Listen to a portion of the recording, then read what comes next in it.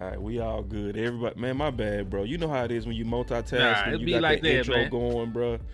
Yeah. Salute. All right, so we gonna We get got right some into it. things to discuss, man.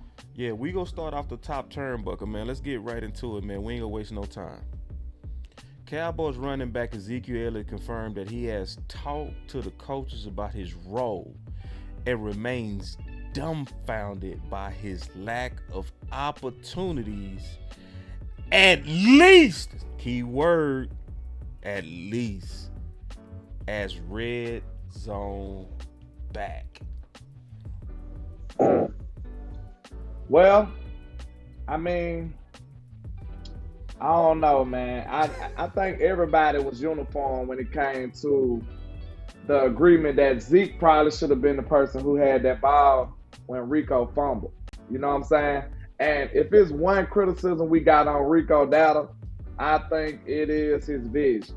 But, you know, to be fair, man, Rico been the best back that we done seen so far.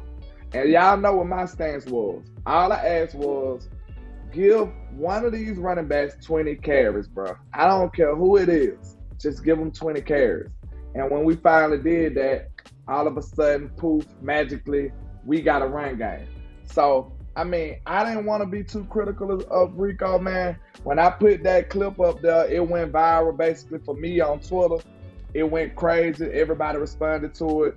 But I didn't want to highlight that as an L for Rico. I just wanted that to be something that we looked at and he could build on. Because I didn't want to take away from the rest of the night he had. He had a great night. You know what I'm saying? Just being honest, he had a great night. But that one play in particular could have messed up everything. So now that's naturally going to make most people be like, hey, why didn't we have Zeke there? If you got Zeke on this team, it feel like you should have Zeke in that moment.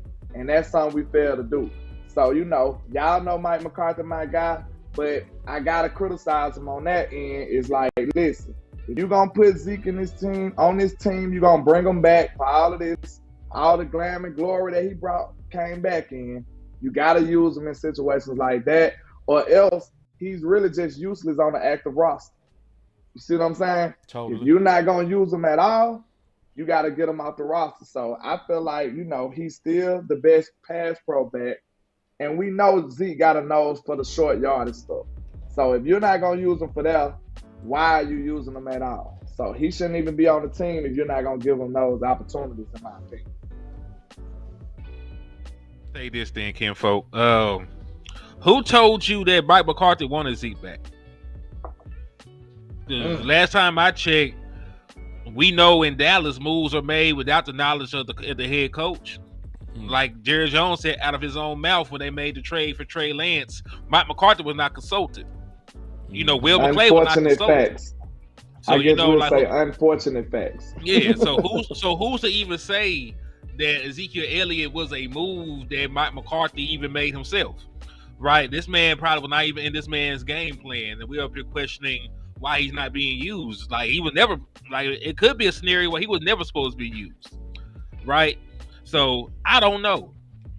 I can't say neither here nor there. But I also say this, man, because I agree with you with everything else. So far, because listen, neither one of them were anything to write home about to start the season. It just so happened that Rico Dow, if they both were playing sorry, Rico Dow was the least sorry of the two. You know what I'm saying? If you look at all the advanced metrics of no forced missed tackles, yard per carry, yards over expectation, all that other crazy stuff. If you just looked at that, you could say, well, neither one of them were great, but Rico Dow was the guy that got a little bit better. You know, that did a little bit better. He was the one that averaged 4 yards. So I understand why they decided to give him the 20 carries. But I was with you from the get-go. I don't care who you decide to give 20 carries to. Just give somebody 20 carries so they can get into a rhythm. Because this running back by committee stuff, 5 carries for Zeke, 7 carries for Rico, 2 random ass carries for a Deuce Vaughn, that wasn't working. So I like the direction the Dallas Cowboys run game went into. But man, Zeke, I understand where you're coming from, man, but they might not like you, dog. You might be the new Malik Davis. He just might not like you, man. You might be say it ain't so, man. Listen, he might be the stepchild that came in the marriage, man. You know, like this might be the step kid, horrible stepchild, and the stepdad is just there because of the mama. You know, like he just might be part of the package. Jared Jones had that baggage he brought back with him. True. For real, this could be a Jared move. So hey, I can't say neither here they even want the man there. To be honest, I'm leaning heavy towards it being a Jerry move. But we gotta remember though. It was reports coming out. Remember, they were saying that Mike McCarthy was offended, and one of the things that offended him is that it took them long to get Zeke. Remember that? Okay, so he did co-sign. Yes, and that came from what's the black reporter? Not Clarence Hill, the other one. Man, y'all help me. Calvin Watkins. Remember? Because they was talking about how Mike McCarthy was upset, and one of the things he was upset about is that they took so long to sign Zeke. You know, in the offseason. He felt like that was something that they needed. So it sounds like it's not Mike McCarthy, to be honest. It sounds like it's probably coming from front office. And see, somebody said it last week, and it was a very good thought. I see y'all super chats, especially Utah with that $10. We gonna get to it, and I see. Salute to Dallas Long too, because he ain't said nothing. He just sent, so he a real one. Yeah. We gonna get to the cash outs too, man. We appreciate y'all for supporting the independent content creators, man. We really need y'all, and y'all come through, man. We appreciate it. But so. Like, I think Studi Wood said it best. I said that one of the things it could be is the incentives. So it was like Tyron Smith. You remember Tyron Smith? He had that incentive contract, and he was ready to go and he wanted to play. And then at the last minute, they was like, nah, bro. See, that's so counterproductive, though, right? Yeah.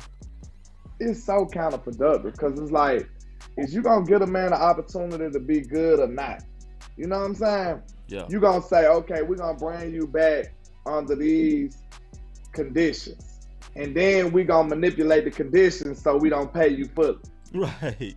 That's crazy, man. Just leave the man alone. Just don't bring him back. If you gonna manipulate the whole situation, just don't bring him back. Yeah. I don't like so, that. Hey, man. I don't like but that. this is the thing. Here his incentives. $250,000 for 1,100 yards from scrimmage. He's not going to reach that. Nope. $200 for 10 touchdowns. I thought he was going to get that, but it doesn't look like it. He still got a chance, though. Possibility, but they made it hard by not giving him that touch. Then it might be that one. It might be that one, Henny. The 500,000 for 51% play time. Damn sure ain't gonna get that. And you see that 51%, they keeping them way under that, and it makes you gotta no think sense. Think about this too. They was already paying Zeke too. They was already paying him. Yeah. They was paying Zeke already, whether he played or not. Right. So now they brought him back on the team. Now they paying him for that dead money, and they paying him for what he getting on the roster. Yeah. So now, if you think about it, when it comes to the incentives, that's really putting their foot in their mouth if they want to pay that too. That's like, you know what I'm saying? But it's their own fault though. So you shouldn't have brought them back. If you trying to get your money back, it's like they trying to really just make up for what they lost. That what it seemed like. They're not really trying to be positive for the run game using Zeke. They just trying to get their money back. They just want something they paid for already. You know what I'm saying? Yeah. That's what it is. It seems like they just want something they paid for already. It just don't seem like football decisions, man. And the more I look at it, the more I'm starting to kind of feel that front office is dictating again where they want the ball to go. Remember Cole Beasley said that? He said front office dictate where the ball, and you start seeing There's hinted at it too. Yep. And then you could see it, especially when Gallup was coming off that ACL. Because they start doing real goofy stuff. Like, remember that they was forcing it to Gallup early last season? And he was getting like massive targets over like even CD Lamb. It was like, Toba couldn't even get no reps yeah. because So of Gallup. this has a smell of Jerry and Steven up there trying to be coaches again. To me, you know. Now It this look is like they sit up and say, like, we got to make sure he's washed before we let him go. So let's give him all the opportunities like Michael Gallup. It seems like they just said, let's just spam him and see if he do anything. If not, then it's probably time to let him go. and see this also definitely makes me say it. I'm gonna show you two things, and we gonna talk about this that makes me really say that it's likely not Mike McCarthy. Number one, he was the one that was saying last year what? Oh, not last year, in 2022, September 27, 2022. He was saying that a balanced offense protects your defense. I think, but most importantly, the run blocking unit needs to come off the football. They need those 30 attempts a game. That's where the real balance comes from. Needs to come off the football. They need those 30 attempts a game. That's where the real balance comes from. Needs to come off the football. They need those 30 attempts a game. That's where the real balance comes from. Because there's some of those calls were RPOs, or run solutions, whatever we call it, and the benefit of it. You're throwing it out to a one-on-one and it gets 6 yards, whether it's CD or Noah, but the run blocking unit's still coming off the ball. So that's the benefit, in my view, of the RPOs and the run solution throws, because those guys need to rip off the ball, because if you're throwing it all day, then now you have your offensive line playing on their heels. And so he said that last year. I mean, not last year, 2 years ago. So how are you doing what's opposite of what you clearly showed was your philosophy? Now check this one. Plays our defense, because now our defense isn't on the field. I think with the execution we had last night, we'd be hard to beat, because it definitely plays our defense. Because now our defense isn't on the field all day. They went up tempo. I think their mindset was to try to offset the rush, our pass rush, and try to get as many cracks at us as possible, particularly. Let me show y'all one more thing that I noticed. All right, this is super important. Now y'all watch this. Watch this. Tommy Yards, Dallas Cowboys.com. Like you mentioned yesterday, that 10 guys touching the ball in the receiving game was big for you offensively. When you're able to spread the ball out that much, what does it do for you as a play caller to kind of open doors for the offense? Well, I just think the biggest thing is it keeps you in rhythm on your call sheet. You're able to exercise your plan. The adjustments I thought we made in the second half were really good, especially in the run game. So that's definitely helpful. Just keeps you in favorable down and distances, because obviously the third down was huge in that game for us. So and just being being able to be productive on first and second down was probably the best we had all year. So check this. So he said we made the adjustment in what? The second half. So what adjust? He said especially in the what? Run game, right? So if you look at them broken down per quarter, he didn't tell no lie. So the rushing attempts went up to 8 in quarter 3. It went up to 13 in quarter 4. But guess what else went up in quarter 3 and quarter 4? Your first downs by a lot. And he said based on what? The better adjustment to going to the running game in the second half.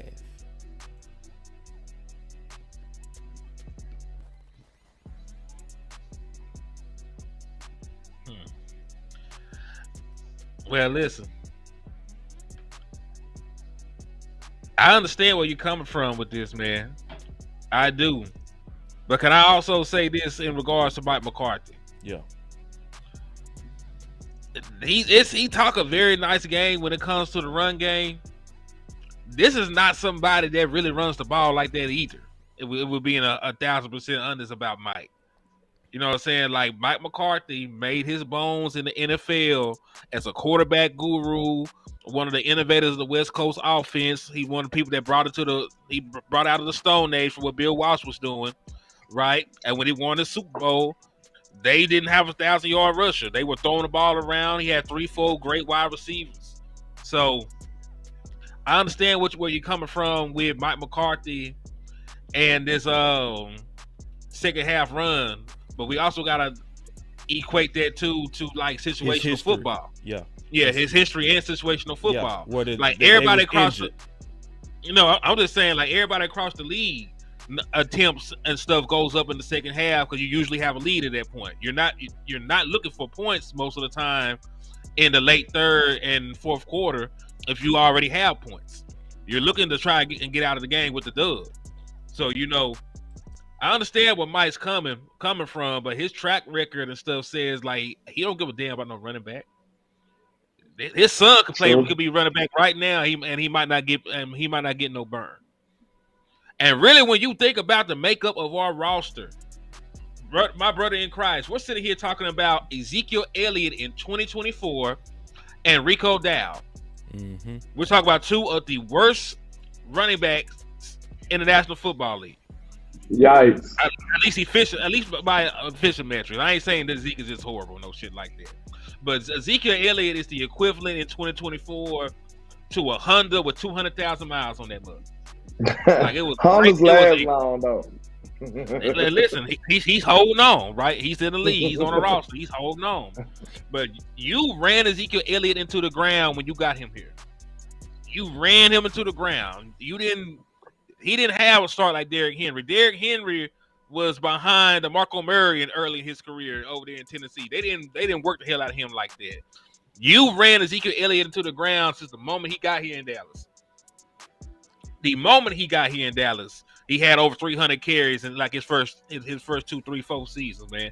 So, and then Rico Dowd, we know Rico, man. He's an average running back. So I'm just saying this from even the makeup of the team.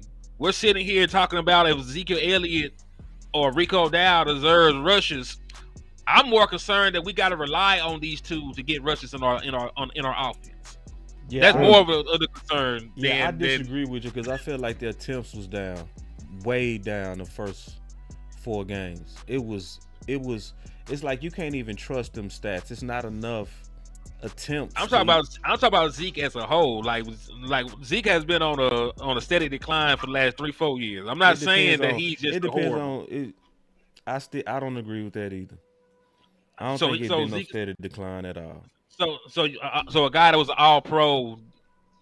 So he all pro running back still. That what he is still. So he declined, right? Nah, but it's the context and the tone of how you saying it. It's like he fell off. Like, so it's almost like this gonna be a crazy example, but like Jordan was not Jordan when he was with the Wizards, but Jordan could still bust your ass when he was with the Wizards, even older, because he was still better than most. See, that's what it come down to. Like a lot of people complaining about the lack of burst, but if you go look at even running backs like Montgomery with Detroit, he came into the league as a young man with a 4.67. You was already slow as fuck coming up in here. You know what I mean? Montgomery. But Detroit is smart enough to still give him and Gibbs the right attempts. You know what I'm saying? When you give him the backs, and that's not just Zeke, that's Rico too. When you finally gave Rico some attempts, you also saw a much better game from him because all running backs need attempts. Because, like, I'll put it like this. If you had Derrick Henry right now with them anemic ass attempts that all the running backs had in the first 4 games, we would not be talking about Derrick Henry. I also believe you wouldn't get Derrick Henry and not give him attempts with the price tag that you paid for him in Dallas. That's one thing that we can all agree on. Jerry Jones, when he spend money on shit, even if it's to the detriment of the team, it gets used. I'm not talking about like how front office goofy ass can be when they basically do reverse cheap stuff, like because we paid this, we go use you. I ain't talking about that. I'm talking about just committing to the run game and making sure that's a part of your identity, you know? And it's like, I can't critique the backs from the first 4 games when you didn't give them the attempts. And I'm talking about all of them. I mean, I wasn't just critiquing Zeke from this year. I said the last couple of years. We can go through the carries. When Ezekiel Elliott was top 10 in carries, what was it, 2021 or 2022? He still was one of the only few guys that had that many carries and didn't touch 1,000 yards. Right, so I'm not just shitting on when. You want me to go to 2021? Because he got 1,000 yards on a bum knee. We don't remember that. He got 1,000 yards in 12. I'm not talking about that season. Might have been 2022 then. He still got close to 1,000 yards that year, and that was another year he played on a bad year. And I'm talking in comparison to everybody else. He was one of the few running backs with that many carries. He was one of the few running backs that had 1,000 yards. It was only 6 running backs. I'm not talking about 2021, Kinfolk. If it was that's 2021. Even if it's 2022, he was right there at 1,000 yards on a bad year. And you missed my point. He was one of the few running backs to have that many carries he that did not get 1,000 yards. Kinfolk, do you want me to pull it up for you? Always, bro. Okay. I'm always cool with cross-checking my work. Sound like we got a good fight going, you know. Yeah, because it's really basically because the case is not has Zeke fallen off to me, because that we can go back and forth on that. The case is if he good enough to be an asset to what we need right now, and I say that's yes. You know, you can use Zeke right now. Now, especially if you use him where we really needed, especially this previous game, and that was the red zone, and that was also short yardage. The places that most people say that he already good at, y'all neglected not to even use him in that. Okay, so Ezekiel Elliott was top 10 in rushing attempts in 2022. He had 231 carries. That was more than Kenneth Walker. That was more than Travis Etienne. That was more than Tony Pollard. It was more than Jonathan Taylor, Leonard. So like he's the only person in the league with 230 carries that year that did not reach 1,000 yards. Everybody else, Christian McCaffrey, Miles Sanders, Jamal Williams, Dalvin Cook, Najee Harris, Saquon Barkley, Nick Chubb, Josh Jacobs, and Derrick Henry all eclipsed the 1,000-yard mark. And most of them actually eclipsed the 1,100 yard, 1,200 yard, 1,300 yard mark. What was his yardage? So his yardage was 900 and some change, right? No, it was 800 and some change. Okay, so that was also the year he was playing on the knee, right? He played on bad knees every year. No, it was just 2 years. It wasn't every year. 2 years. It was just 2 years, and both. All right, his last year with Dallas was where he played on bad, and both of those injuries was freakish. So he didn't have any injuries in New England. He was crystal clear. He ain't pull a hangnail. I looked at it, and I looked at all his tape from New England. No. And so what he get in New England? 600 yards. No, he had close to 1,000 yards total if you add his catching. Yes, I didn't ask you about catching. I said, what did he do? Well, I know you didn't, but we still talking about production, right? I talk about rushing. I didn't say anything. But rushing ain't just make you productive, right, Henny? You know that.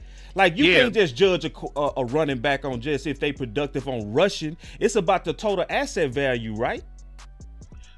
He still ain't that valuable to me, but like I said, I'm trying to make lemon out of lemonade. So hey, Vegas can't really be choosers at this point, right? We stuck with the nigga. Yeah, but it's about. It's not even just about Zeke. It's about, to me, the offense having a commitment to the 30 attempts. The best news to me is that I'm starting to see the pressure build on us to actually get behind a running game, whether it might be Zeke, whether it might be Rico, but especially with as depleted as this defense is.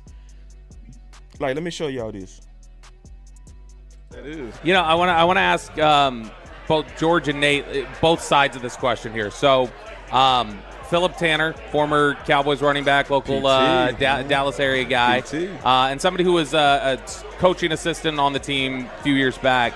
I remember he and I were talking. He's coaching over at Burleson High School now. I remember I'd asked him, I'd said, you know, they're reached a point where, like, is Zeke's sufficiency there anymore? What does he bring? And he goes, man, you have no idea what Zeke's physicality, when Zeke is doling it out, even if it's 4 yards or 5 yards, you have no idea the juice that brings to this side over here That like how it just brings everybody together. He's like, and you have no idea how demoralizing it is on the defensive side when somebody's just hitting you and running you over and just wearing you down. So Rico Dowdle, it felt like, was doing a little bit of that too in this game, where it's just, hey, we're committed to this and we're gonna get those tough yards and we're gonna bully you. George, talk about from the defensive side that thought and that concept of just somebody running on you over and how much that can just drain you. And then Nate, how you feel like you maybe get a boost of that on the offensive side. I want to talk about that from both perspectives. Yeah. From me sitting on the bench watching a running back take over and, making sure that the drives keep going. It is a big boost for you on defense saying, one, that guy is doing his thing or the offense is doing his thing. We need to step up ours. So I guess there's that piece of it. Mm-hmm. And when you see a guy getting folded up, getting a tough yardage, it elevates you as a player on defense to say, man, this guy's getting hit. I need to do a little bit more. So I think when you have someone like Rico that's doing that, getting the tough yardage, making things, it lifts everybody up. I'm glad the conversation is starting to grow about needing to run the ball and having balance. I'm like, I don't want to hear it. Yeah. We have always finessed this, especially me. What are we going to do when a team is equal or better than us in talent? And we fought, and that's thank you. And my hat's off to Mike McCarthy. He kept calling the plays no matter what. He kept calling. Rico Dowdle, you had that bad move at the end of the game. Yeah. Interception, Rico Dowdle. Fumble, Rico Dowdle. He was just the calming effect. Something go wrong, just hand it to Rico Dowdle. End of the game, we normally give it to Dak. Let Dak put it in Dak. Rico Dowdle. He ain't lying. He is not lying. The getting behind the running game in the second half was the calming effect. I agree. We just don't listen. I'm not saying that I don't want to run the football. That's not my argument. I've argued a long time that we need to be able to run the football. One of the reasons that we lose these playoff games. You can't stop the run. You can't run the football when you need to. So I'm happy that we're getting the 30 attempts. Like, we just disagree on if one of the people that we giving attempts to was actually an asset right now. I hope he could shut me the fuck up. Honestly, like if he could do something to show me otherwise, I would love to see it. Yeah, I just think all the running backs need the attempts or none of them will go shut anybody up. You know what I'm saying? So Rico got his attempts finally, and you was right on that. Like, in terms of giving Rico 20 attempts. The only thing I hate about that many attempts this early on Rico is his injury history. That's my only pushback on that. That's why I think they need to balance it out. They need to balance out Rico and Zeke. So you want them to mix the carries? I want them to have about 12 apiece. I don't think so. I ain't gonna lie. I think because that's what Pollard and Zeke was on. Pollard and Zeke, when they was rolling and they was the best duo, they was 12 and 13. Somebody, I'm finna say, because Tony Pollard, one of those 12 carries, he was going to the house for 60. You know what I'm saying? Yeah. I can't have two running backs doing the same thing at this point. I can't have a 4-yard gain right here, a 3-yard gain, a 2-yard gain. Like, if I don't even know if Rico Dow can get in a rhythm yet with 20 carries, with 12 carries. Because I ain't seen him be successful with 12 carries yet. I ain't seen Zeke be successful with just 12 carries, really. Yeah. Let's go. Not this year. Yeah, because they ain't never gave him the ball 12 times. What's going on with the game? What's Seattle going on with the game? Seattle just hell yeah. Never gave the ball, not even close to 12 carries this year with Zeke. But Bob, let me ask you this question though. Yeah. I let y'all have a good fight. That was an entertaining fight too. I don't know who won yet though. Hey, but listen, can you fix your camera, was a good bro? Fight. Just real quick, can you fix your camera and take it down a little bit? Because there we go. I want to get bam. That's all right. There we go. All right. You got pottery. The thing I want to ask though, yeah, nice Airbnb. But the thing I want to ask is, okay, boss, you talking about splitting the carries. I just feel like it's a grace period where the O-line got to gel and the O-line got to get used to the running back. If we keep switching the backs, I don't think that's going to be, like, progressive for us in this run game. I think they need to get used to the back that they blocking for and the back got to get a chance to get a rhythm. That's why I don't want to split the carries up.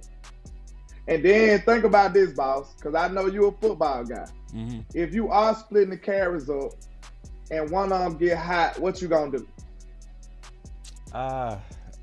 So you see what I'm saying? No. Let's talk. This is a good one. This is a very good discussion. This is why we can see from this discussion why the coaches get paid so well, because none of this is easy. Exactly, because this ain't no none of this is easy. It ain't no easy fix. These are like, I know you said me and Henny had a fight. I just think this more so like two smart people trying to reason out how to get this shit. You know what I'm saying? Yeah, it's an enigma right now. It's a problem. This is not an easy thing. So let's talk about your question. In terms of, because your whole goal is to get one of them hot, but see, right? you gotta ask. No, it's more to that, landlord. And this is what we gotta add to that Kool-Aid. We gotta add some sugar to it. The sugar that you gotta add to it is the load management. Okay. You gotta hold on. Rico hold on, history, bro. Like if he was a young, durable back that didn't have no kind of history of injury, then I would say he needs to be your lead back. You see what I'm saying? But because of his massive injury history, Henny, you said last year, it was funny as hell. You said, I don't trust Rico like I don't trust Tyron Smith. You remember saying that? I did. So it was funny as hell. You going off on Rico. But it's the same Rico. So it's almost like that's why I have to kind of settle for the split carries, because of the load management you got to also consider with Rico, in my opinion. So, but still, though, I don't know if you answer my question. They talking about if he get hot, if a running back is in rhythm. Because you know two running backs can get hot, because Detroit do that all day. You can't deny that one. I can't fight you on that. What you mean? You try to act like you landing no punch. You ain't landing no clean punch, dog. Hell no. You ain't landing no clean punch at all, bro. You think you did, you did not. Listen, you got to stand some confidence. You know, you had to take them out anytime. Let's do it. All right, look. All I'm saying is, your goal, if you got two backs, you know what they say in old football terms. If you got two backs, you probably ain't got one. That's not true, dog. They say that, though. But but a lot of people say a lot of stuff that ain't true. Okay, but listen, on that same time, though, is your main objective is not to get one of them hot, though? And if he does get hot, are you going to pull him and say, okay, now it's your turn, Zeke, because I'm trying to be even. I'm trying to be balanced. Okay, I'm going to ask you a question that's going to settle this debate. Is it possible for two backs to get hot? Yeah, but you don't really see that much. Yes, you do. All right, so wait. When the Rams, no. When the Rams was running the ball down our throat in 2018, was it one back that was hot or both? Tell the truth. It was two, but we talk about anomalies. we talk about anomalies. That's not anomalies. Detroit doing that shit right now. Hold on. How often do two running backs get 100 yards, boss? That hardly ever happens. Okay, so even with what they doing, one of them getting 80 yards and one of them getting 70 yards. But it's not like they just doing what they did to us on the ground. But his question was not even hot. So if you hot, bro, if you hot, I'd take 150 from both. I'm just saying, that's like sports. Like, you can't, every sport gonna say you gotta feed the hot hand. I know you trying to make a case for two hot hands, but guess what? One of them gonna have to get hot. I'm not even making a case for two hot hands. That's not my case. I don't want you to get my case messed up. Okay, my case is load management. That's my case. But you now, just said something about if you know what the issue is. The issue is that we're sitting here having to talk about load management with fucking running backs. Yeah. That's the actual issue, that we're sitting here saying, hey, the dude that we're paying money to carry the ball as much as we need them to carry the ball, we might have to ask him not to carry the ball that much. You know what that sounds like? Yeah, talk to me. Hold on. Wait. It sounds like Henny finna cook something. He got a face like he finna conclude his thought with something wise. I'm just saying the Dallas Cowboys butchered how they handled the running back room. Because listen, I'm up here fighting for Rico Dowd. I don't even like this nigga. I don't like boss. I don't even like Rico Dowd like that as a running back. I think he's an okay running back, but Rico Dowd is now somebody that I have to give 20 carries to in order for me to win football games on a consistent basis. I did not want to bring Ezekiel Elliott back. Right? I don't listen. We can argue about if he's decent, okay. We can do this, do that. He is not the same guy that he used to be, and I'm okay with that. Yeah. But point being, I wanted better for the running back room for Dallas, but the Dallas Cowboys did not want better for themselves. You could have signed Saquon Barkley, who was a free agent, and even if you wanted to go cheap, you could have went Swift. You could have signed Swift. You could have went with J.K. Dobbins, who's one of the top rushers in the league right now. Yeah. You could have went in any other direction at the running back room, but you are relying on two guys who've recently had injury histories. You just sit here and told me about Ezekiel Elliott having a 2-year consecutive knee injuries. Yeah, we know that Rico Dowd is Mr. Glass, and he can't stay healthy at all to save his life. You're right. So we're sitting here talking about load management for a running back. We have to trying to, and that's stupid. I understand. Listen, it's logical. It's logical right now, right? Because they both got injuries. They both have injury history, I should say. Right? They're not. Neither one of them are reliable at this point in their careers. We talk about in terms of durability. Zeke is way more reliable durability. He's not going to miss games, but he's also not going to help you once he gets those knee injuries. No, his production dips. On one of them years with the knee injuries, he had 12 touchdowns, 1,000 yards. That don't help. Yes, that helps, but I talk about after the knee injury. Look at his numbers after the knee injury. He still got a lot of touchdowns after that knee injury. He just didn't. He lost his. I talk about the explosiveness left the too. Because Zeke would have had did leave. I agree. Yeah, it's so crazy. Zeke was going crazy early on, bro. Yeah, it's so crazy. Like I know y'all, boss. Kind of championing for Zeke. I'm not. Go ahead. Fuck. Hell no. Kinda. No. Okay. This has nothing to do with that, bro. I'm not champion for Zeke. No, I'm not. I want you to categorize me right, dog. I'm not no Zeke fan. Fuck no. We're both trying to find the lesser of two evils. That's what we doing. That's exactly what we doing. I wasn't trying to paint you as a Zeke fan, but I was just about to say this. I find myself in the middle.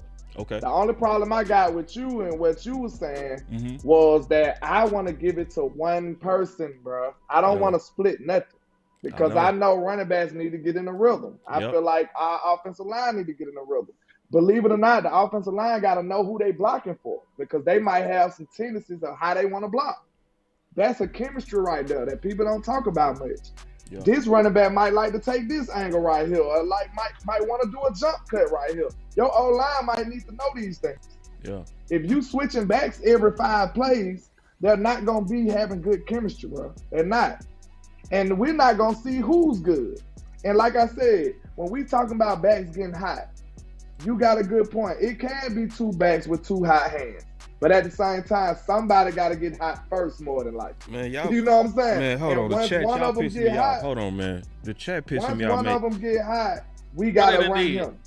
Man, talking about I'm capping for man, y'all got me so fucked up. Don't you ever in your life think I'm caping for anybody? You better talk to these boys, Bob. Got me fucked up. I ain't caping for no motherfucker. Y'all got me all the way messed up. I ain't y'all. Got me fucked up. This about the Cowboys. This ain't got nothing to do with liking no goddamn Zeke. You better talk to him, every time you make a case for football, motherfuckers think you trying to cape for some motherfucker. I ain't trying to cape for no Zeke. This is just common sense. All right, so let me tell you how it's supposed to roll in my opinion. And when you add in everything, including load management, you have to, based on what the Dallas Cowboys did not do, they did not add to the running back room. So what you got to do? Not at all. So what you got to do, and I'm just being honest, especially if you want Rico late into the season, you have to have Zeke as RB1 now. You do. It's not what I chose. I didn't choose this. They chose the fucking backfield. They did this shit. I love my nigga get mad. Yeah, we all should be mad about this. But let me answer this. So you saying you will choose Zeke over Rico? You have to. If you trying to prolong Rico to the end of the season, it makes no sense to load him up with 20 carries. Time out, boss. He fucking made a glass.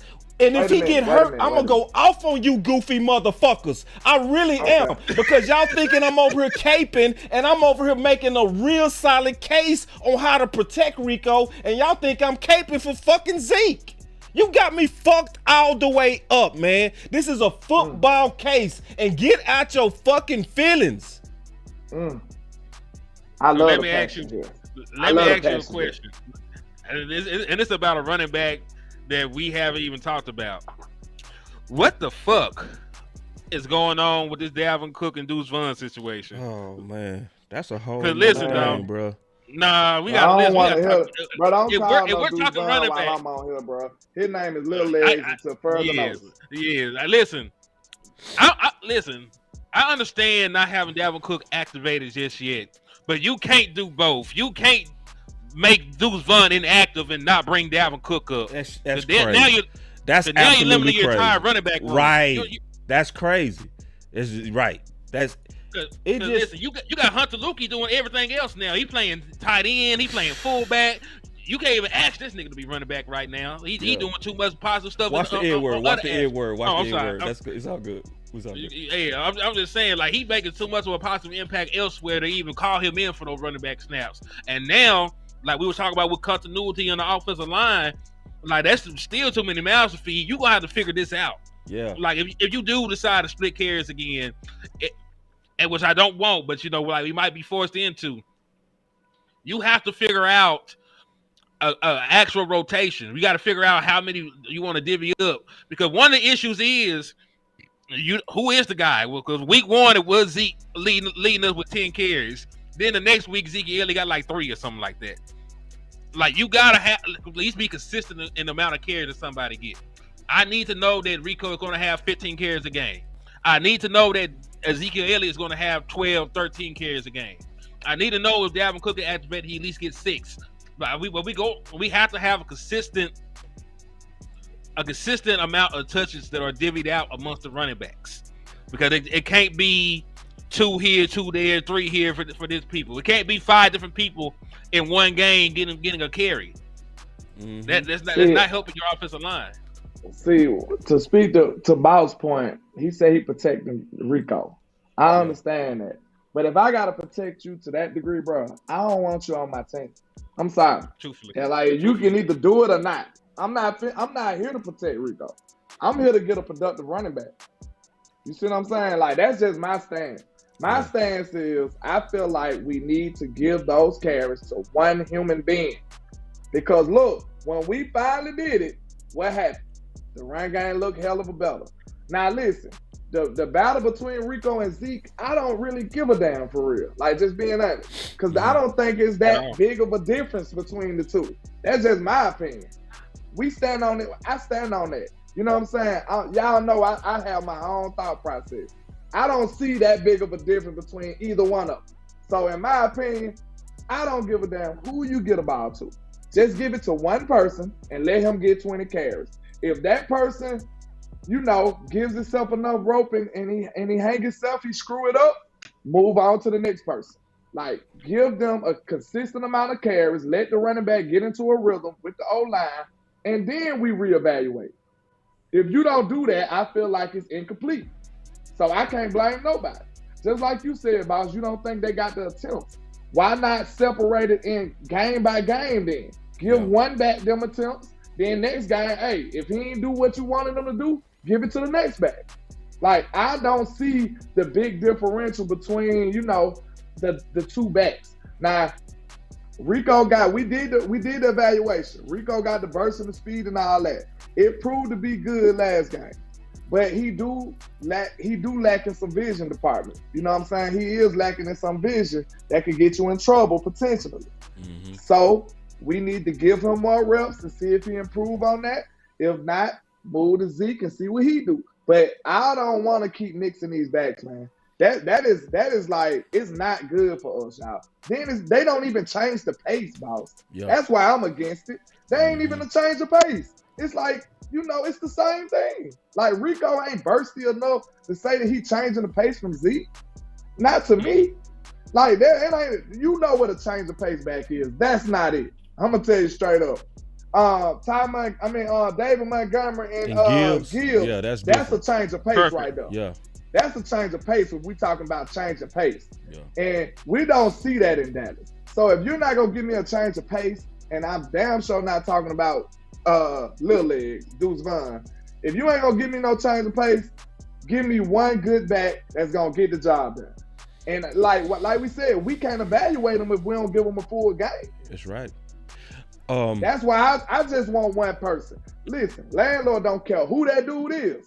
Give me one person and give them the ball, and then we'll reevaluate the situation. I mean, I think that's fair. I think that's fair. I mean, I wouldn't be having no conversation about Rico not getting 20 carries if it wasn't for his injury history. I would say, hands down, give him 20 carries, just like Hen said. Let everybody else eat up the scraps, and then we go live with that. But it's just the injury history that almost forces us to have to throw load management in the equation. That's all I'm saying. Get him out. Get him. And I like what you said, though. One game, 20 carries, this guy. Because what you're doing, if you do it that way, you're letting one back heal. You feel me? You letting one back take on the load while the other back is kind of, on the bench recovering, for a lack of better words. You know what I'm saying? Yeah. But you have to have some form of load management, whether it's what you said or whether what I said, to where you trying to have more balanced attempts between them dudes. The injury history almost makes you have to have this conversation. It's just what it is. I want to also talk about this from one more standpoint. The long view. The long view. We go listen to this and we go talk about this from the long view, and we gonna be done with running back.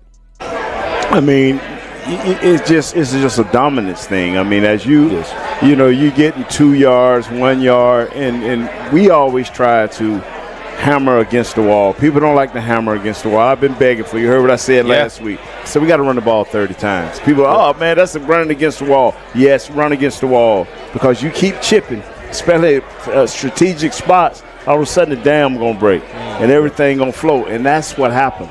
They just kept, and you can see the body language of their defensive linemen. They wasn't coming as quick as they were. They kind of hesitated. Now if they catch it, that means you got momentum as offensive lineman. And then when the young fella went down, Guyton, and they moved Ty out there, and they brought in Bass.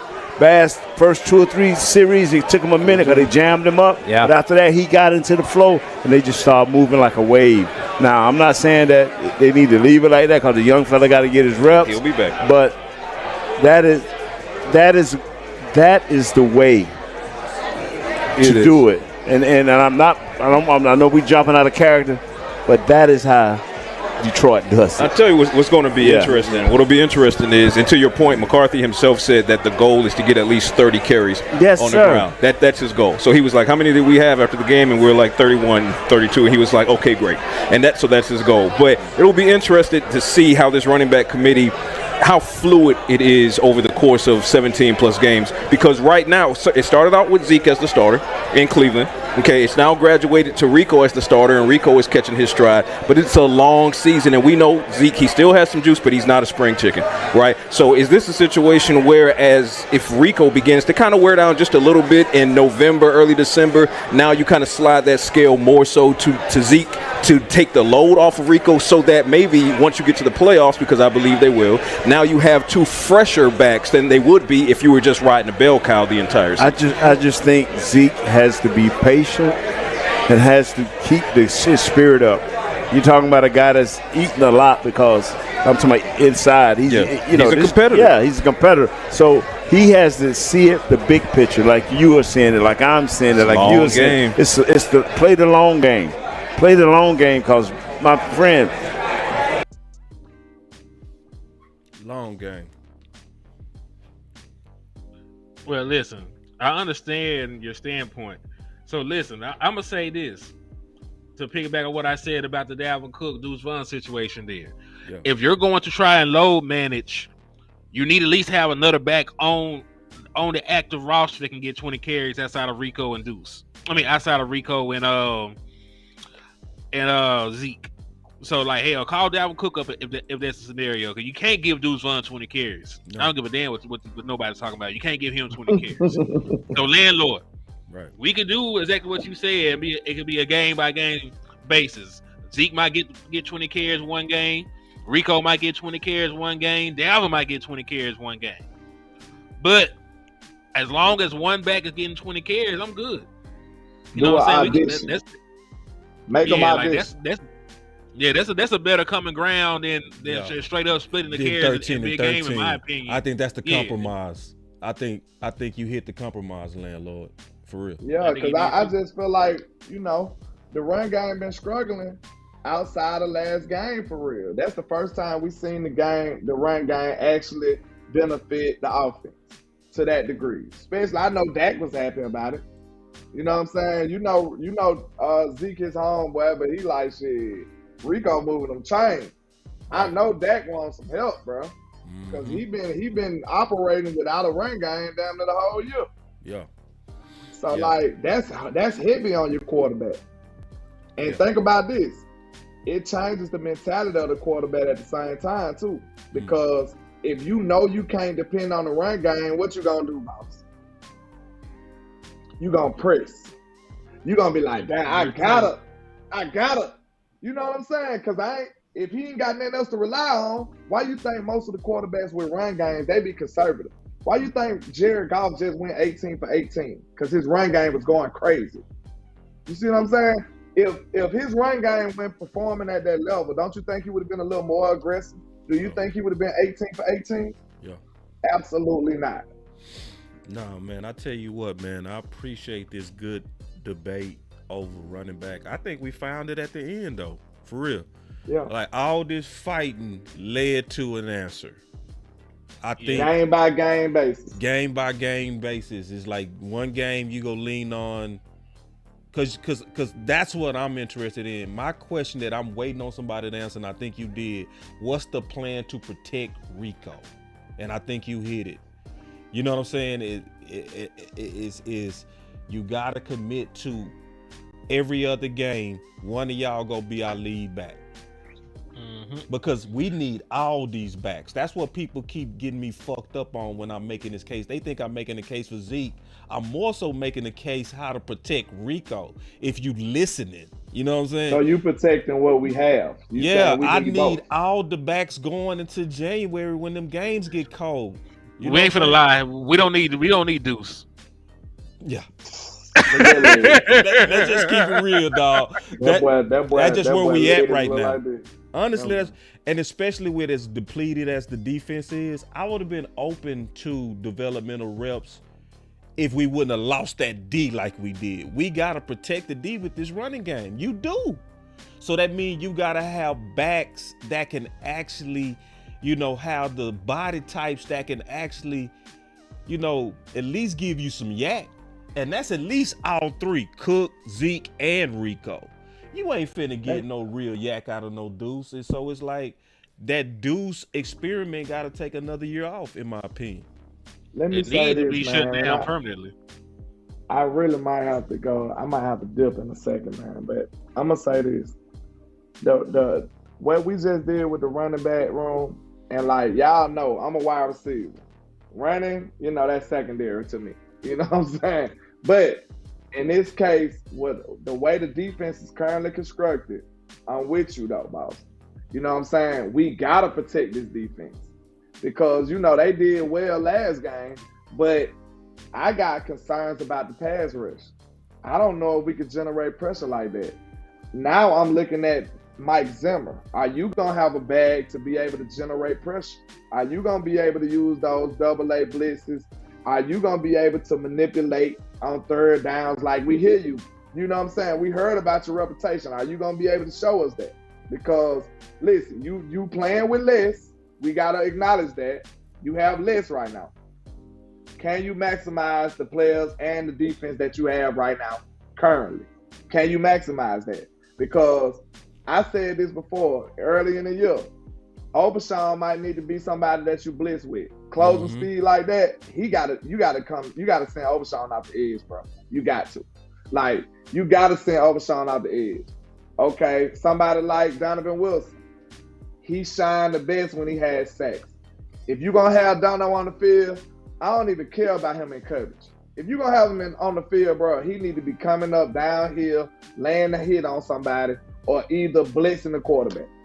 If you ain't doing that, you might as well put Ranye out there. Because I don't like him in coverage at all. That's just my opinion. If I see Dono in coverage, I feel like that's a mismatch. Yeah, that's just me. That's just me. I don't think he got the hips for it. He just don't. You know, I don't know if he played the ball well. How many interceptions he got in his career? I mean, this just me thinking. Okay. How many years he been playing? I think he got up in the life. Yeah, I'm really him. Talking my shit like I'm really him. Hold up. Look, walking this bitch like hey. Yeah, I'm really him. Landlord. Talking my shit like hey. I'm really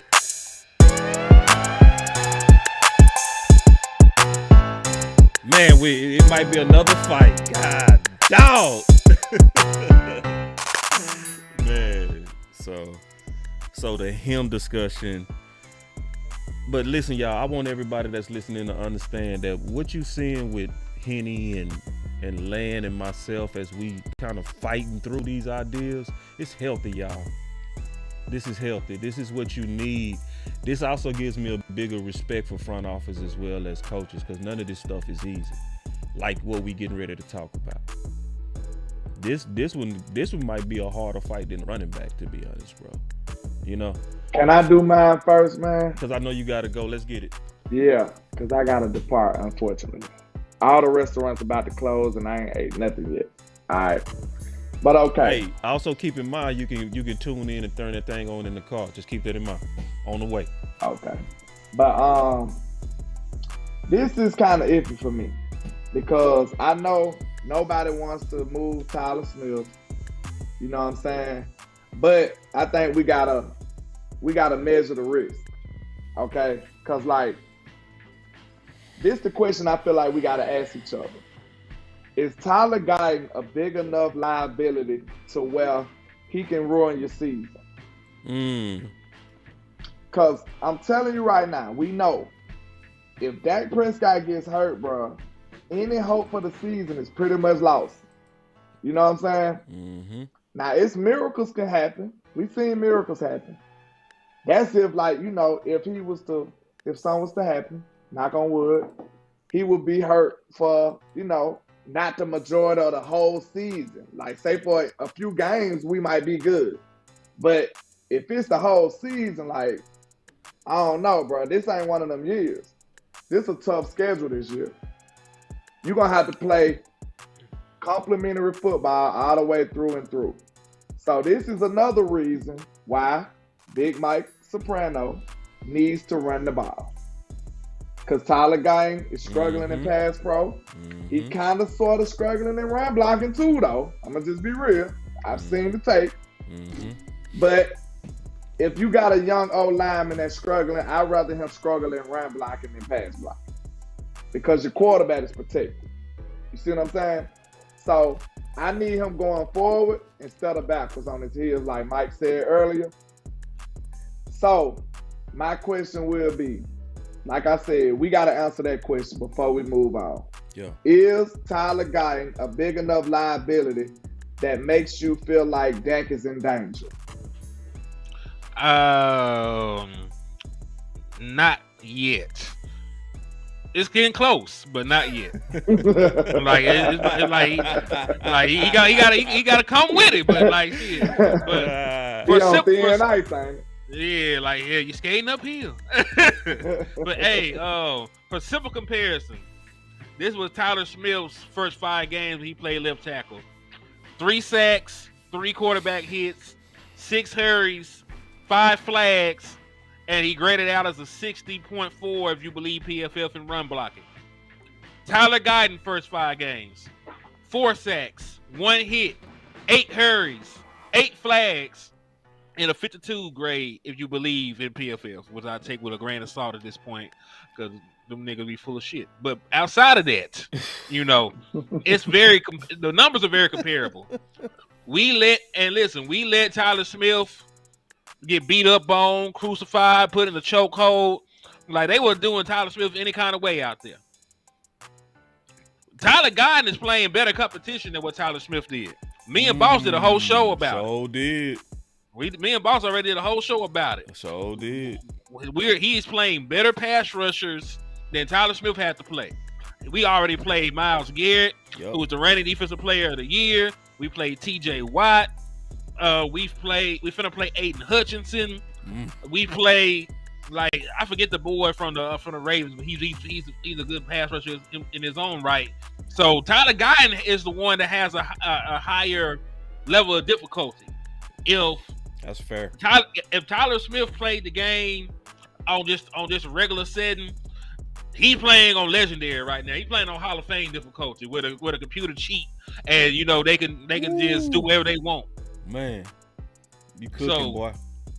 So listen, he got about 2 more games out of old hen dog. He got about 2 more games. Boy, if Dak Prescott life is in danger, I will do whatever it takes to protect my quarterback. You know what I'm saying? But will you suit up though? Would you suit up though? In a heartbeat, man. I'm gonna be on IR after the first snap, but I'm gonna suit up. I'm gonna go out there. I'm gonna at least try to take the dude's legs out. I'm gonna just die. I'm gonna get called for tripping. I'm gonna just carry me somebody instantly. Yeah, that's him. I'm taking your whole ACL with me. I'm gonna go, but I'm taking your whole ACL with me. Yeah, this is listen, he might have 1 game because Aiden Hudson just. So what about you, boss? I think Hen was pretty clear. How you feeling? This is hard, bro, because I made the case and say there's no way that you get the year 2 steal without the year 2 fire that he was put in. The year 1 fire, right? His first 8 games was trash when he was a rookie. His last 8 was decent. His year 2 was amazing. But you don't get year 2 without year 1. So it's almost like we managing the now and the future, which that's what makes it hard. I'm leaning on what Hen said to where I'm like, I'm about 2 games as well. To where I'm giving you 2 more games because I think you got to give all the rooks a chance to get them rookie legs off of them. You do. If you choose, but you gotta help them too. And we knew that going into the season. He ain't right. We did a whole show on it. I said 2 games. I'm giving them 2 more games. I'm giving them 2 more games too. But time out. Look at the 2 games y'all giving them though. It's hard games. Detroit. I mean, listen. Y'all giving them Detroit against. Give a fuck. It's 2 games against him. And then against Bosa, my God. 2 games. Pray for Dak, people. Pray for Dak. But this the deal, though. And then Mike McCarthy ain't been helping him. Mike McCarthy ain't been helping his young guys, man. You ain't helping. He sent a few chips over that, though. You sending chips. No, this is what I mean by not helping him. We heard him say running the ball. Right. He said you don't want your offensive lineman on your heels. Well, go look at them pass attempts the first 5 games, man. That dude been in the 40s. You throwing the ball 40 some damn times. Now he trying to help him with the quick throws. I get it. You know what I mean? So, but at the same time, you still not building these guys' confidence, in my opinion, So it's, now this is the particular game to where you might though, because me and DMV was going back and forth on this today, man, because this is not easy, bro. We was trying to reason this out. And DMV raised a real good point that made it real hard to fight. He was like, boss, we might need Tyler Smith for this game to play left tackle because Detroit and getting over Detroit is that important. And I was like, ooh, I can't fight you on that, dog. You know what I mean? Go ahead. Can I ask a question, though? How much better is Tyler Smith as a left tackle than Tyler Guyton? Because I know that he's better, but how much better is he? Because the man had 30 penalties and still had a bunch of sacks he gave up. If Tyler Guyton is a 5, would you say he average or would you say he under average?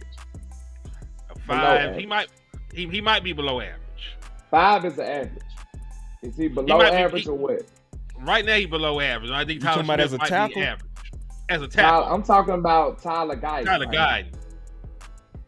He might be a 5 or 4.5, some shit like that. He's not great. He average? Tyler Guyton might be a below average tackle right now. Like right now, gotta be below average slightly. Not drastically. I say slightly. Slightly. Yeah, I say slightly. Given because listen, we asked this man to do a lot. We asked this man to switch from being a right tackle to being a left tackle, right? And then we asked him to play the best defensive ends in the world. First year out, you're playing T.J. Watt, Myles Garrett. You're gonna play, hell, even the guys in your own damn division. You had to play Thibodeau already. Like it's rough, man. Like the number of 10-sack guys that you got to play this year is crazy. You know, it's crazy. So time out. So is the criteria for these two games for y'all is Dak not being deceased, or what would they be? Well, my criteria for me personally, I need to see some growth in Tyler Guy, and I'm not gonna lie to you. But I also want a similar game plan. I just don't want him involved in passing. Like, give me the game plan you had. No, real nigga, like real talk. I want the game plan you had against Myles Garrett. Move the pocket, chip him every time. I want 3 people in Myles Garrett's face. I don't even want him actually involved in it. Don't leave him one-on-one except for like once in the damn game. And the one time he was one-on-one, it was a strip sack. So like neutralize him even really being involved in the game. Hide him. Just hide him at this point. Yeah, I like. And I'll say this so I can close right here. I'll say this. I feel the same way that Hen just said, man. I feel like, y'all know I rock with Big Mike, but in this situation right here, you gotta be able to game plan around Hutchinson. Like he's a problem, man. He's a problem. He might young, be the best. Relentless, crazy. Then his spin move so nasty. His he first spinning step, and everything. Like scary. he smoked Tyler Smith. No, he smoked Tyron Smith, and he smoked Terrence Steele last year with that spin move, if I'm not mistaken. I know he got Terrence Steele with it. So, I mean, you got a game plan for a guy like this. And just like Henny said, you can move the pocket. You can make sure you got extra protection over there. You can chip him. You can have a tight end. Make sure he on the strong side of the offense. Like, you can do a lot of things to, game plan him out of the game. And if I'm not don't block him at all and throw a screen over him. He do move around, though, too. I think I seen him moving in the inside and stuff, boss, if I'm not mistaken. He'll play anywhere. I think I seen him moving around the defensive line, too. I don't know if he was doing that last year, but this year, I think I remember seeing him coming from the right side and the left side, and I think they gave him a couple of snaps in the inside, too, if my memory served me correct. But if that's the case, it'll be harder to game plan him if he's moving around like that. But I think if he stay on his normal side, it'll be easy work for Mike McCarthy to plan around him and help his O-line. And one of the first things you got to do is run the ball and, like we said, move the pocket and do some stuff that just neutralize him. You know what I'm saying? Mike know how to do this. He done played great pass rushers before. This is not new stuff for him. So I expect this from him. Like, I be putting demands on Mike McCarthy, y'all, and he be answering the bell a lot of the time. No lie. Like, I said that last game, I put demands on him, and he did it. So, hey, I got a demand for you this game. You got to find a way to neutralize this young menace of a pass rusher. You got to. Or he's going to wreck your game. I'm going to tell you that straight up. If we can't generate a run game and we can't block him and we can't game plan around him, he got the potential to wreck this game. This dude had 4 sacks in one game already. Mm-hmm. We got one of the most special pass rushers in the game, and he ain't never had a 4-sack game. I think two and a half is Carter high, said the main thing you got to do with Hutchinson is the first thing, in my opinion, you got to run right at him. You gotta run right put at them body blows on him. You gotta put them body blows on him, bro. That's the most important thing. And I want to answer my boy Trey. He said, "What do you do after 2 games, Henny and Boss?" That's that's when you should start this conversation. The best 5. I think the best 5 is too early right now. You know what I mean? That's and it's just a discussion. You know what I mean? Really. But because at some point you have to, going into the playoffs, if we still looking like we might be a playoff team, it might be about, all right, because Mike McCarthy is on likely his last year.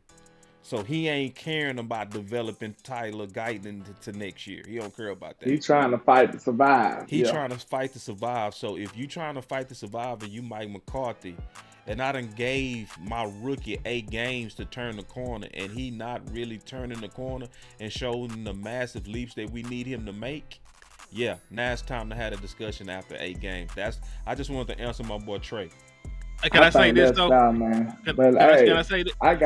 Before you go, can I get this thought off? I want your opinion on it. The Chiefs didn't wait that long.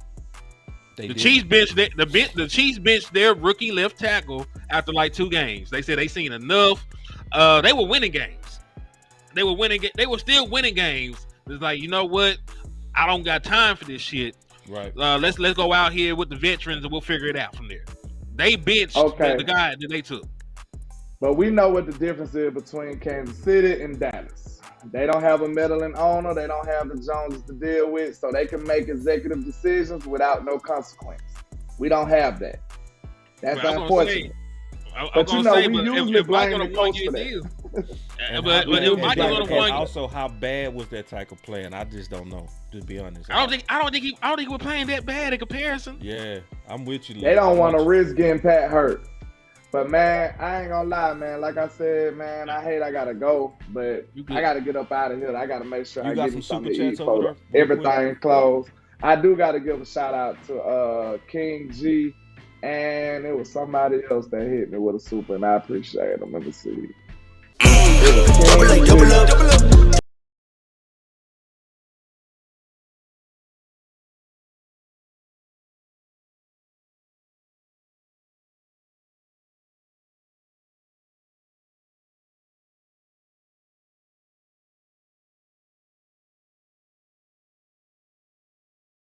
With the $5 cash out, man, I appreciate you.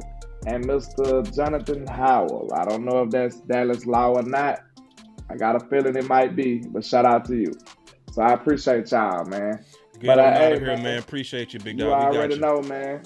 I go by Landlord from Alabama with the same handle on all social media. Y'all tap in for the win, man. Y'all hold me down, man. You already know it's we got you, dog. We got you. You gotta go out. That's how you go out. Took his destiny in his own hand. You like that? You like that, big dog? If that's how you go out, that's how you go out. That's how you go out. Yeah. All right, let's go. If you gotta go out. That's how you go out. Took his destiny in his own hand. Let's get it here. Yeah, man. So now, but this tackle discussion is, huh? Oh yeah, go ahead with your. I got some. Yeah. Go ahead. All right, so shout out to Dallas Law. Like, he ain't say nothing, but he sent $4.99 for your mind. I appreciate you for the support, man. Then I see Angie, that rebel chick, sent the $1.99 for your mind, showing support to your channel. I appreciate it. And then Chris 214 just sent the $2 super chat and said 100. I appreciate y'all, man. Like, I can't even put it into words. You know, like, we do all this stuff by ourselves, man. Yeah, nobody else, you know, come out of pocket for these shows or the content or the time that we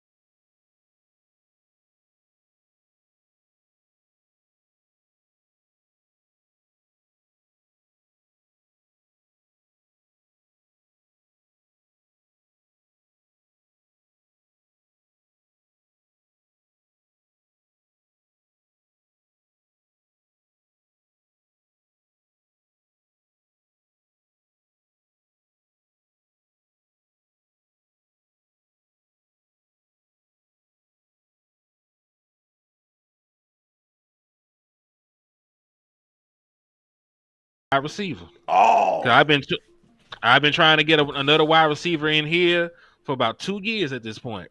Not named Brandon Cooks. So if he go out here and listen.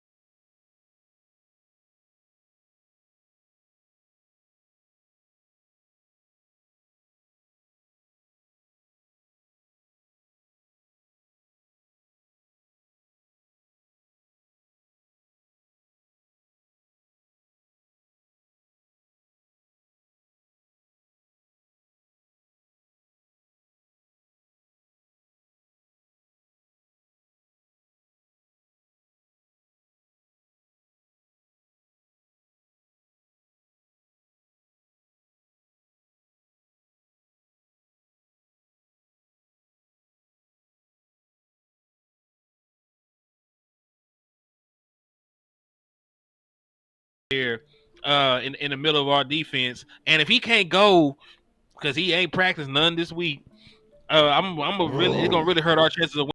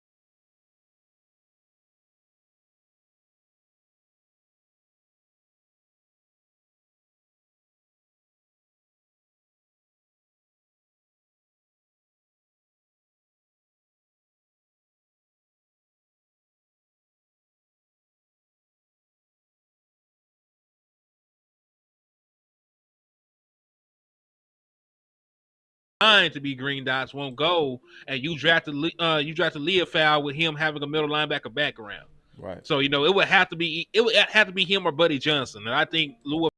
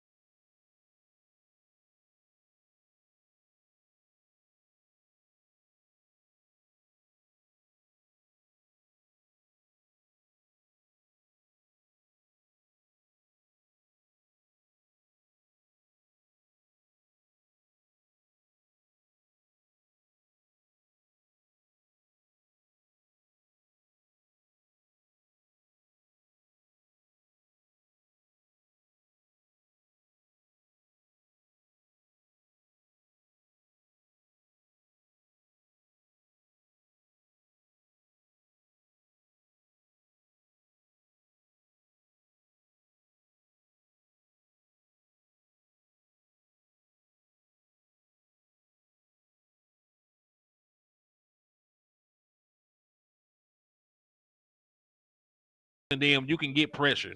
We did blitz. We did still get 3 sacks on Justin Fields without having Michael Parsons or DeMarcus Lawrence there. It took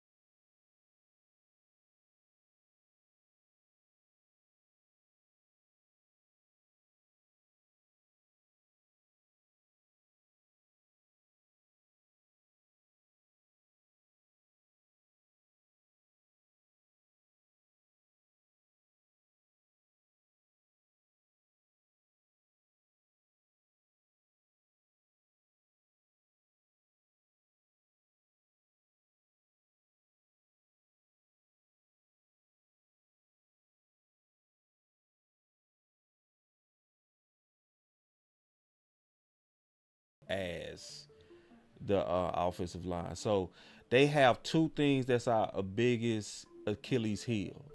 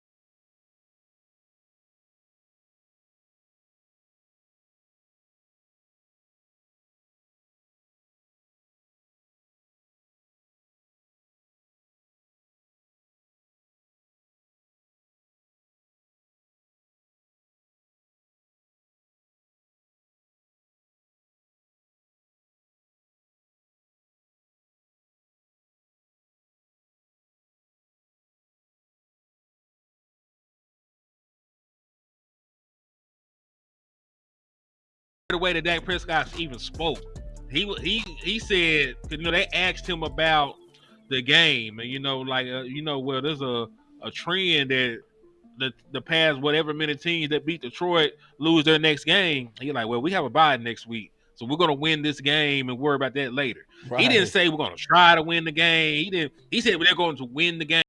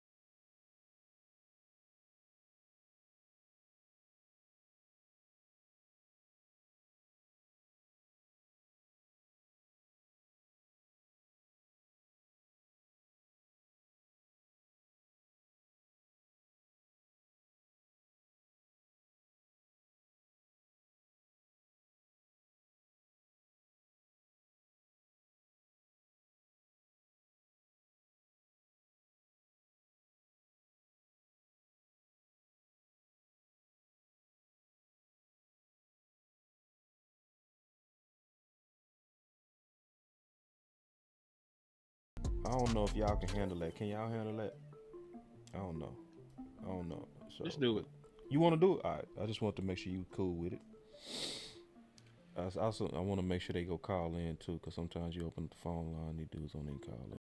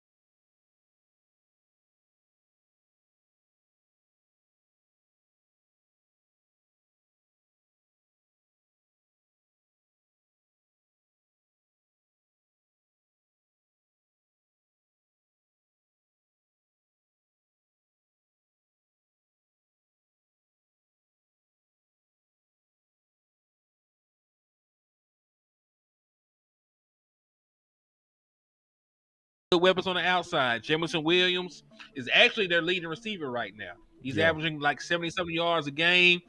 He's a big play wide receiver out of Alabama. Really just now coming into his own because he's had a whole lot of injuries.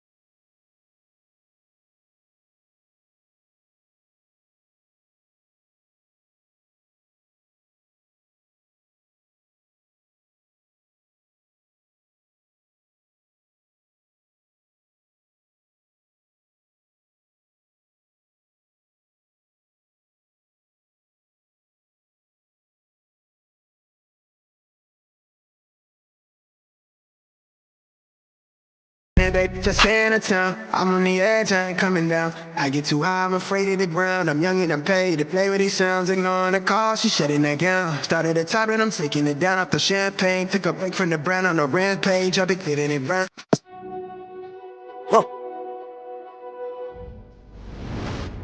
All right, we got the phone lines open, man. Y'all call on in, man. Let's talk some ball. You gotta snatch some collars and let know you there to take them out anytime you feel like it. You gotta get the ground beneath your feet, partner. Get the wind behind your back and go out in the blaze if you got to. All right, so man, we got the y'all don't call in, man. We gonna give our final words, bro. But see, we always competing against Thursday night football, so I know how it is, man. Y'all glued in on that game. Is the game over yet? For all intents and purposes, it's over. But nah, it's still playing. Okay. So we like the 49ers gonna take this one. We got the calls up. We got the call line open, man. So if y'all want to get in, this will be a good show to call in because we had some real good debates on this show, and I'm pretty sure y'all gonna be able to kind of add to the thought. My boy Smoke One for you just came through. What's up with it, Smoke? So what's up, boss? Chilling on it. Yeah, I'm not gonna be long, trust me, man. I'm gonna come out, play our game, so we can get on this road to the next game on that list. Right. I mean, man, they talking about it so bad, bro. It's getting like to be an old record. You know what I mean? Yeah, absolutely, Smoke. Yeah. I think everybody around the stage was the Cowboys, but I mean, bro, it's getting old, bro. And we gotta show these guys to come out, play our game, do our job, and just come on, just do it, man. I mean, time is now. It's time is now. It's enough of enough. You know what I'm saying? Yep. Yeah, the time is But now. anyway, Landlord, Henry, Monster, hey, y'all have a good night, man. I'm about to go back to sleep. Man, get you some sleep, bro. You know I get it, bro. Yeah. I'm still recovering from that Sunday night game, bro. God, for real talk. Same Man, here, need bro. not ever do that again. Boy, that hugged me, bro. I'm still recovering, bro. I ain't been back since. I ain't even lying to, bro. Oh That man. probably what messed our immune systems up, bro. For real talk, bro. I'm over here still fighting it. 979, you live. Hey, what's up, man? I just want to call in and say I'm very impressed by how Dak Prescott played against the Steelers, despite those 2 interceptions. Yeah. But I think there's a lot of improvement to be done throughout the season. Yeah. I want to see Micah at linebacker, man. I don't know how y'all feel about that, but that's just me. I want to see Micah at linebacker, like Von Miller. He can line up against on the defensive line every snap or so, you know what I'm saying? Yeah. But I want to see him at linebacker. Yeah. And, let the line hunt, you know what I'm saying? Yeah. Nah, that's a good thought, man. We go get some commentary on that, man, because I keep hearing that a lot. So I'm gonna give y'all my thoughts on that, and then Henny give his thoughts on that, man. Okay. But I want to say I was very impressed by Dak Prescott, man. He won us the game. Nah, no doubt. Like even Dak's biggest haters are starting to acknowledge that, which is, what I'm saying, and that's doesn't happen, bro. You know what I mean? So, it seemed like the stupid noise about Dak is starting to move towards common sense, which is amazing. The conference has been locked. Got you here. Let the next caller get to it. I appreciate you for accepting my call, man. Hope you have a great night. What's your name? I go by OS Tyler in the chat, man. Okay, I locked you in. So the next time you call, I'm gonna address you as OS Tyler, man. Salute to Yes, OS sir, Tyler, man. What's your thoughts on that hand before we get to these next calls? Oh, Michael Parsons playing linebacker? Yeah. Man, the ship might have sailed, man. How much is he practicing? How much is he practicing in the off season to play linebacker? Right. You know what I'm saying? Like those developmental reps are it's gone. Are out the way. Exactly. Like this man going to the pass rush summit. Yep. He's trying to change his body to be more like a defensive end. So man, it's not that easy. I don't know. Right. Yeah, it's not that easy. So now listen, if it come out, if I talk to TP, like he been training, he been split training, he's ready. He been practicing linebacker. I like, all right, shit, try it out. I ain't tripping. But if he just been solely working on being a pass rushing specialist, just let him be great at what he already great at. Yeah. And let me add to that too, the fact that we so super depleted at defensive end, it forces it. So when I did a show about protecting the queen, you can't have Micah versatile and moving around like that unless you have all the positions fully stocked. So if you lean in linebacker, then yes. If you lean in defensive end, if you lean in linebacker, then no, you can't do it. If you lean in defensive end, you can't do it because you got to have him. He can go play that when you have enough at every position where you can move him around. And honestly, we just too depleted to do it. I get what people saying, want to see him at linebacker, but then what you go have at the edge? You go be compromised. So I think that Sip and Shell, based on what Henny said, he didn't really get the training camp and all the stuff you need to really be kind of cerebrally ready for linebacker. So hold on real quick. 3110, you live. What's going on with you, boss? What's up with it, big dog? Who's this? This the OG. I'm the one. My name's Darren, but I'm the one that be all up in West Coast Cowboys profile. Okay, Darren, I got you locked now. I know Henny. Yeah. What's up with it? What up, Big Hen? What up, Landlord? What's up with it, big dog? What's up? Hey, man. I'm I don't know. I mean, everybody talks about, you know what I'm saying, what's going on with the running backs. You know what I'm saying? I'm a defensive player, but at the same time, I love my running backs. Everybody talks about stuff like that, right?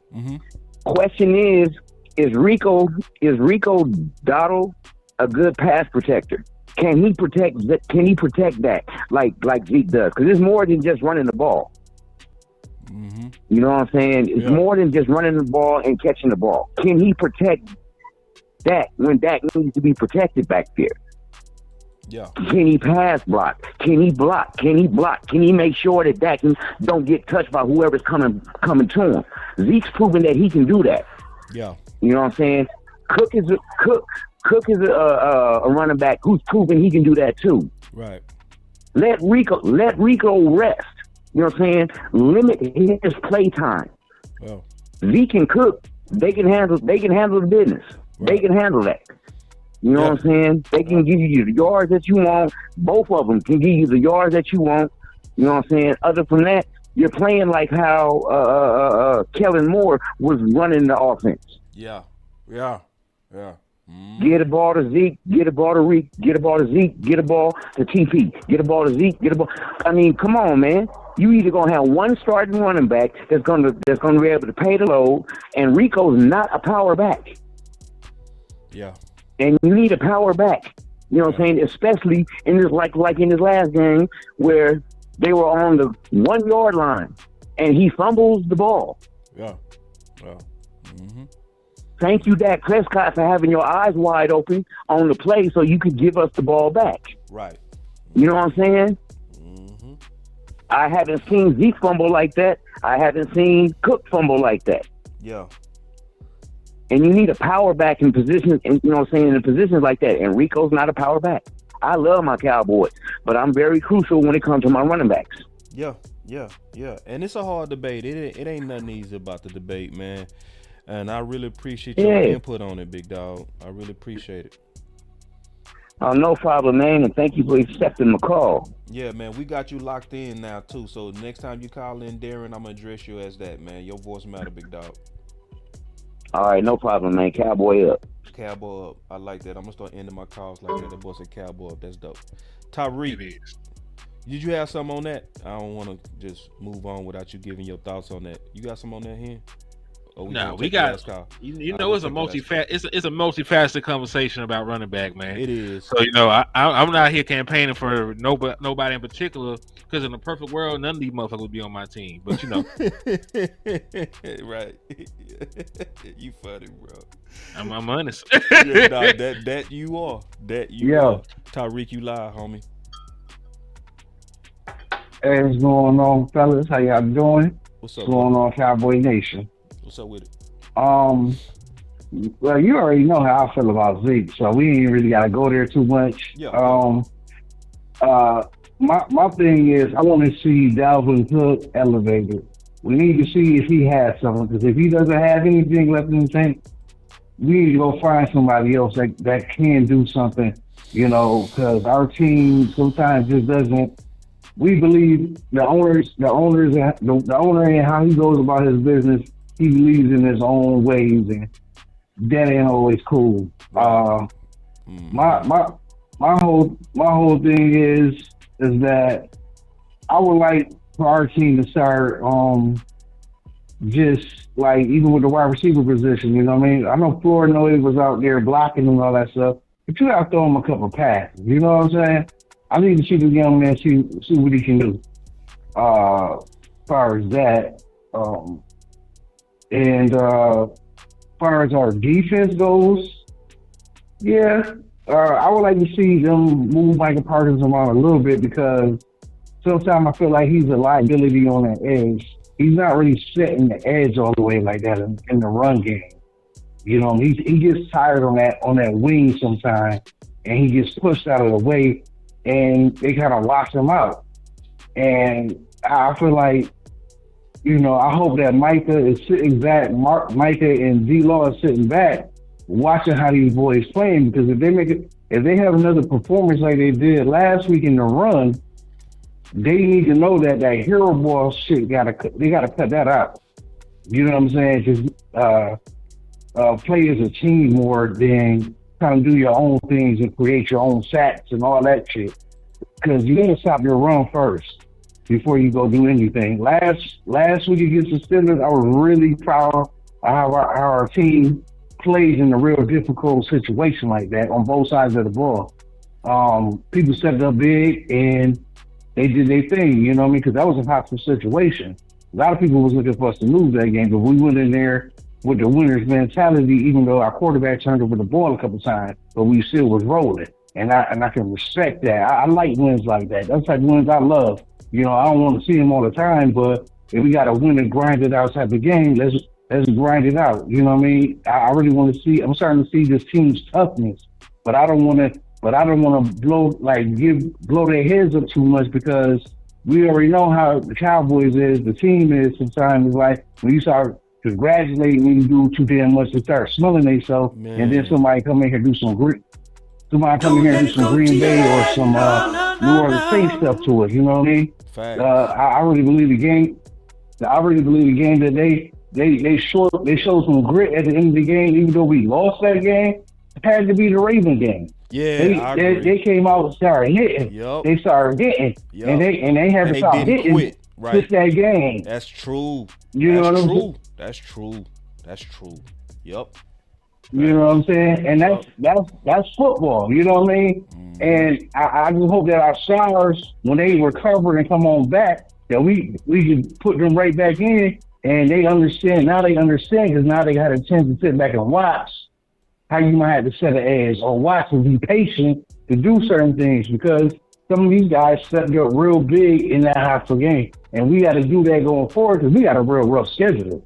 You know what I mean? And there's some things that got to be figured out. So I'm not going to say just take our left tackle out, the young boy, out just yet.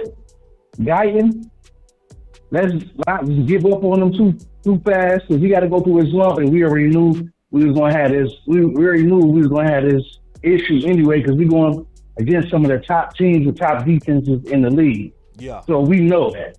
You know what I mean? But like you said, boss, and like Henny and Landlord and West Coast and all you guys, yo man, we got to run the ball. Yep. No matter what, run the ball because that's the only way you're going to help your rookies, man. That's the only way they're going to get their confidence. That's right. You know what I mean? And then at the same time, on the other side of the ball, you got to let these other dudes do their thing.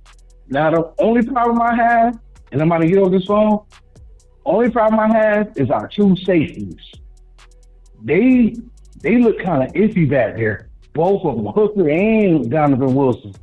You know what I mean? They look kind of iffy in coverage a little bit back there, bro. So it's like I seen last week in that Pittsburgh game. I don't know if y'all caught that when Thomas got in for a couple snaps. They kind of slid him in there. I need to see a little bit more of that. I need to see Wanye on that field a little bit more than what I'm seeing them. You know what I mean? Because the Detroit game is going to show us how good our safeties is back there. And when they play in center field, because Goff will throw it out there if he got a chance. Because they got the receivers for it.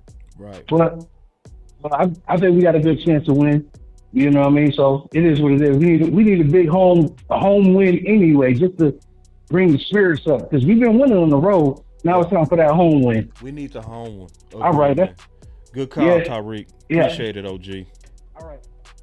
All right, man. That was the OG Tyreek, man. So y'all already know. Man. We finna go on. Let me see, man. Where we at, man? Where we at? We right here. So I'm finna get my final words.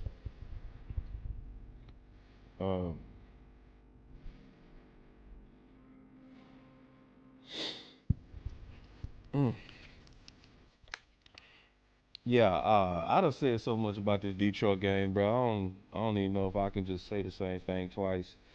I'm more so, I said this yesterday, I'm more so, Henny, looking at how we go fight, how we go play, versus even just a win or loss or not. I'm more so looking at the character over the dub.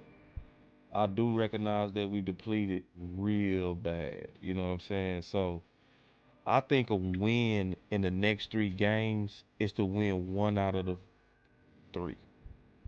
Cause I know we needed to win that pit and we did. I wanted to be 2-2 going into the next 4 games because we so depleted. I wanted us to be able to just hold on. You feel me? You know what I mean? So if we hold on, I feel like the cavalry can come back. So I think we just need 1 dub. This would be a fantastic dub. Cause then the troops gonna start coming back. Bland already coming back. My boy Lou in the house. What's up, Lou? What's up, boy? Salute to Lou Takes, man. That's my Doing boy a good right there. job, Lou. So and I think the good news is that we starting to see the pressure on Mike McCarthy. We hearing more and more conversation about balance. It felt encouraging to see them on Crosstalk putting a lot of emphasis on the 30 carries, the running the ball, the protecting your defense and all that kind of stuff.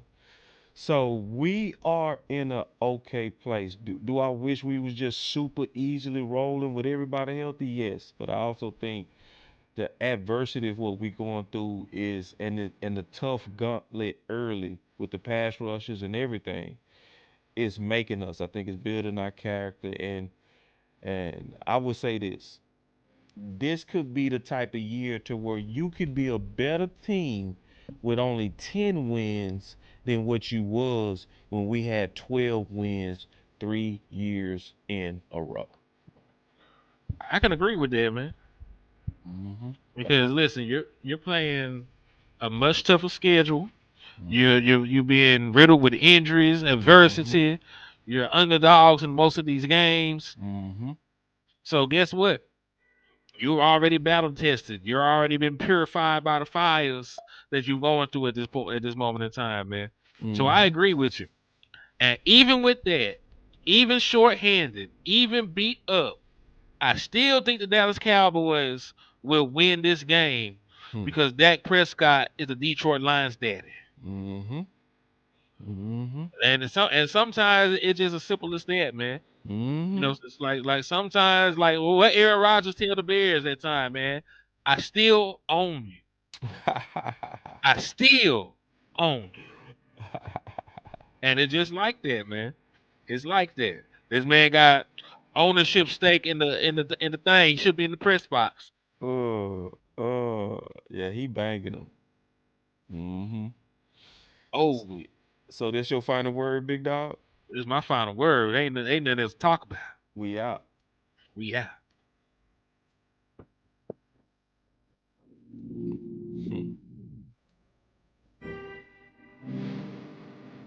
You gotta go out, that's how you go out. He took his destiny in his own hand. You gotta snap some collars and let know you gotta take them out anytime you feel like it. You gotta get the ground beneath your feet, partner. Get the wind behind your back and go out in the blaze if you got to.